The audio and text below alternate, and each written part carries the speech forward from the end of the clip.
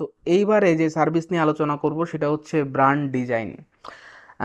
Brand ডিজাইনটা আসলে মনে করেন আপনার কোম্পানিটা একেবারে নতুন। আমরা আপনার জন্য একটা লোগো করব।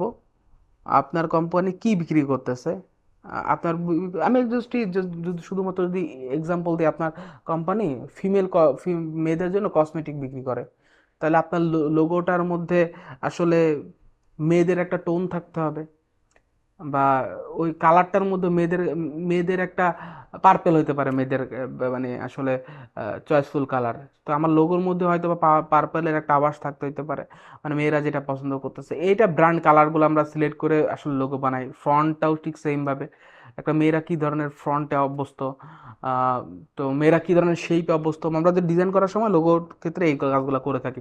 তো লোগো তো একটা পার্ট, ওটা তো একবার বানাইলে হয়ে যাচ্ছে।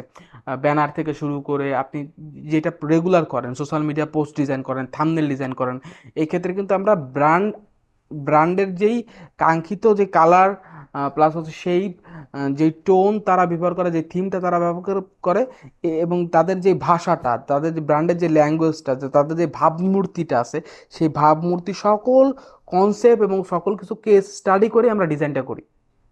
ঠিক আছে, যাতে ব্র্যান্ডের ভাবমূর্তি নষ্ট না হয়, ব্র্যান্ডের আইডেন্টিটিটা আইডেন্টিটিটা ঠিকভাবে থাকে, গোছানো থাকে আইডেন্টিটিটা।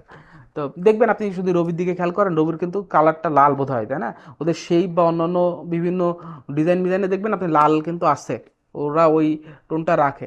আরে এই তো রবির, মানে আপনি যাতে করে এক দৃষ্টিতে ওই মানে ওই ডিজাইন দেখলে সাথে সাথে ওই ব্র্যান্ডের কথা, সাথে সাথে ওদের লোগোটা আপনার মাথায় ভেসে ওঠে, ওদের সার্ভিস, ওদের গল্প, এগুলো আসলে ভেসে ওঠে। তো এই আর কি বিষয়। আমরা তাহলে এখান থেকে অনেক অনেক ডিজাইন, আমাদের কিন্তু ডিজাইনের মধ্যে অনেক সার্ভিস আমরা দিই না, মাল্টিপাল কিছু কিছু জায়গায় সার্ভিস দিই, যেগুলো আসলে একটা ব্র্যান্ড তাদের সোশ্যাল মিডিয়ায় পোস্ট করার জন্য, রেগুলার পোস্ট করার জন্য আসলে করে থাকে, রেগুলার পোস্ট করার জন্য তাদের তাদের দরকার হয়, সেই সার্ভিসগুলো আমরা আসলে দিয়ে থাকি। তো এতটুকুই।